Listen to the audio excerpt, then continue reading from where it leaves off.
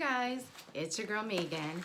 So today we're going to talk about 5 things that, well, not to ask your ER nurse or say to your ER nurse. So in no particular order, these are just 5 things that when I hear just make me cringe or make me want to like throat punch somebody, okay? Number 1. Didn't you want to be a doctor? So, there's a story behind this one, but I can't imagine myself going up to, say, an airline pilot and say, oh, didn't you really want to be an astronaut? Who does this?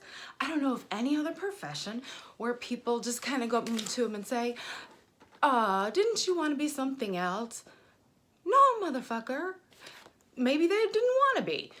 It's really annoying. And frankly, I would think that patients should be thankful that there are people that want to take care of them. Now, side note, I actually, after I think like about 6 years of being a nurse, I actually did apply to medical school.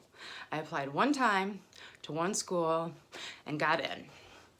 I did a little over a year. I had a catastrophic life event that led to me having to leave medical school. I was 37 at the time. Yeah, 37. And it's just been not feasible for me to go back, unfortunately. I would have loved to have gone back, but it's not right now. Maybe someday, I don't know. But so yes, I actually did, but that was only after years of being a nurse that I decided that I'm tired of some of these residents telling me that don't know, that are fucking shit out, telling me what to do, and I just decided, fuck it, if they can do it, so can I. And that's why I went back, but that was not because I felt like I had to or like they were any better. I was just like, fuck it, why not? I tried it. Like I said, I sent out one application to one school and I got in. That was it. So, but it's still it's a dick in the yard type of question. And it really irritates me it seems that patients really ask it more of male nurses than female nurses.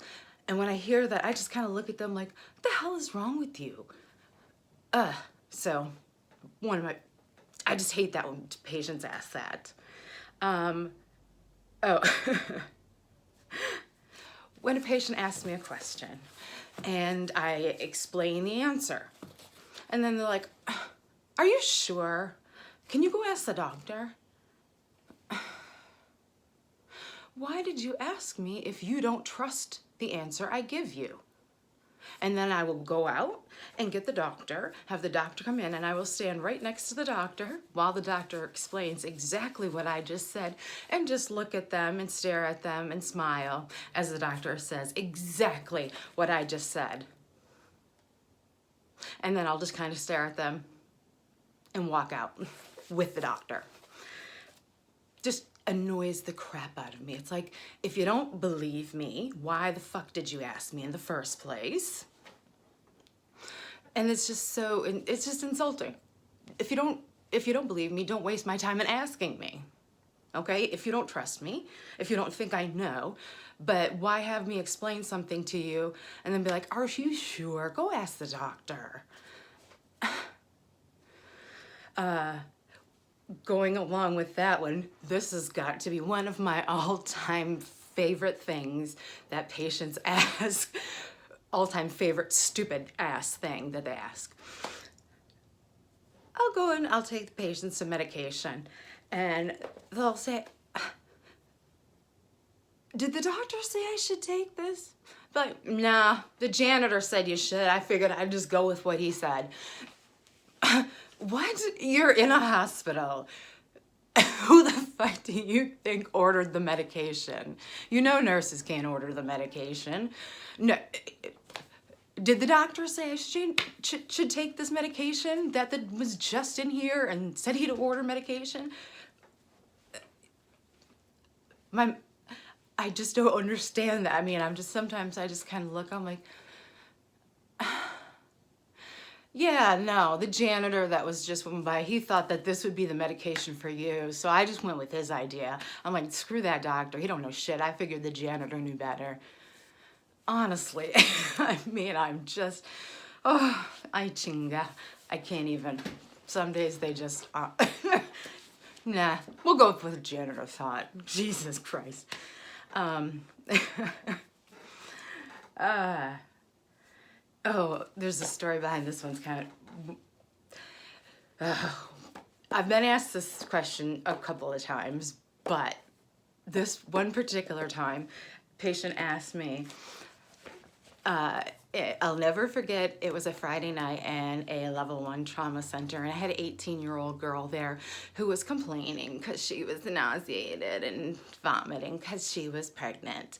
And she was pissed off because she had had to wait 5 hours, and of course she's sitting me eating McDonald's, and she was pissy because she was having to wait so long for the doctor and blah, blah, blah. Meanwhile, we're having trauma after trauma after trauma after trauma after trauma being called, and she was just generally bitchy. And I'd had enough, and I was so exhausted, and it was about 3 o'clock in the morning by that point. And I came in to give her, you know, her discharge instructions and stuff, and she was like, just really shitty, and she's like, is it always this busy? I'm like, honey, it's a level 1 trauma center on a Friday night. She's like, well, what does that even mean? I'm like, you hear those things being called overhead? I said, this is a level 1 trauma center. I said, this is where they bring the sickest of the sick. They fly patients here. I said, this is where the most complex patients come because we have absolutely everything here. We have every specialty you could possibly need, which patients are flown here from other states. I said, all those things that they're calling overhead are people in massive traumas, you know, stabbing, shootings, you know, fucking, we've had train wrecks, you know?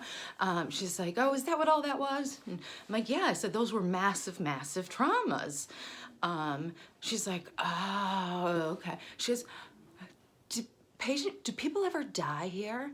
And I looked at her, and something inside me broke, and I was like, Jesus Christ. I said, 2 of my patients have died already tonight. Because she was just being such a bitch about, you know, because she left this little nasty note on the whiteboard. And she was just like, oh.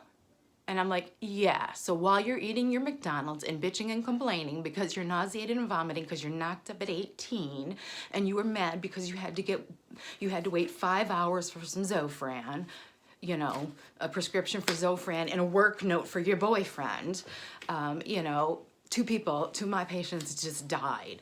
So fuck off. So, you know, and I mean, 2 in 1 shift, that's rough.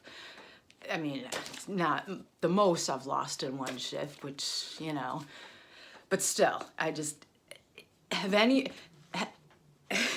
of your patients die? Who asks questions like that? Sometimes I think when people come into the ER, they just kind of lose their minds. I don't know, maybe it's just me. And probably the one question that I just cannot stand when people ask me, and it makes me, I don't know if, I mean, it's like morbid curiosity, but sometimes I don't think they get why it's so wrong, but they'll ask, what's the worst thing you've ever seen? One, they think they want to know. They think, oh yeah, I can handle it. But they're not prepared to hear it. And I try not to tell them, you know, but why would you want to take us back to some of those things? They don't get it.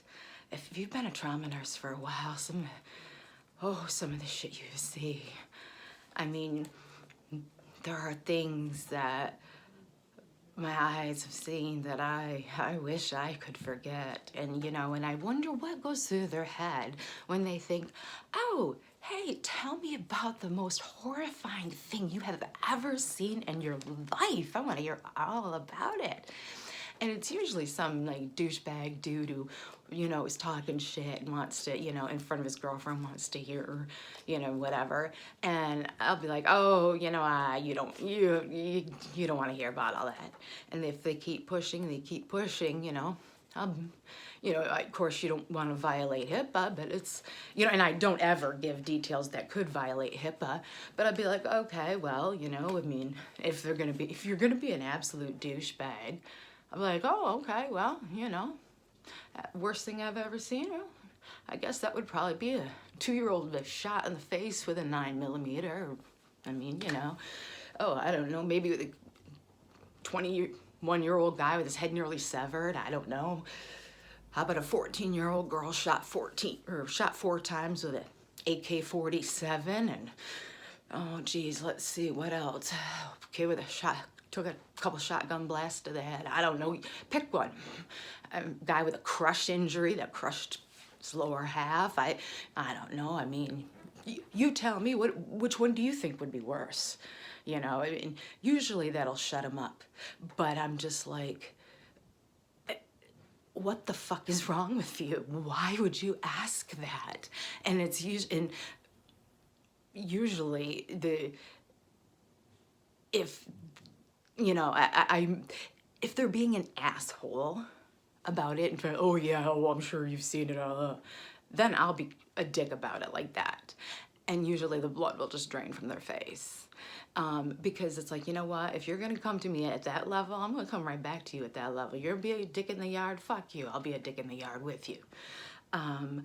But there is just no sense in, you know, if they're just being, you know, if it's just a normal person just being curious, oh, you know, what's do you see really bad things? Oh yeah, I've seen several really bad shootings and, you know, some really bad like car, you know, just really bad stuff.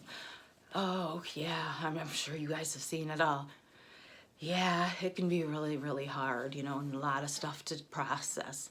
Then I'll be like that, you know. But if they're like I said, usually it's some douchebag dude wanting to be all like, you know, whatever in front of his girlfriend, then I might, you know, be a dick about it. But I don't understand the thought process. They're basic, you know, tell me about the one of the most traumatic and most awful things you've ever seen and tell me all about it. I just can't imagine wanting to ask somebody that kind of question. So I don't know, that's just me. So that's my top 5. I don't know, I'm sure there's probably others that I could think of, but those were the ones that stuck out to me that just drive me freaking crazy. Did the doctor say I should take this? No, go ask the fucking janitor. If you guys have anything that patients ask you or family members ask you that drive you absolutely crazy, please include them in the comments below, because I would love to hear them. Because, oh my gosh, you and I, we all know that patients come up with some weird and crazy and hilarious and sometimes really stupid things to say to us. So please comment below. I would love to hear them. Anyway, like I said, it's your girl Megan. Welcome to my gang.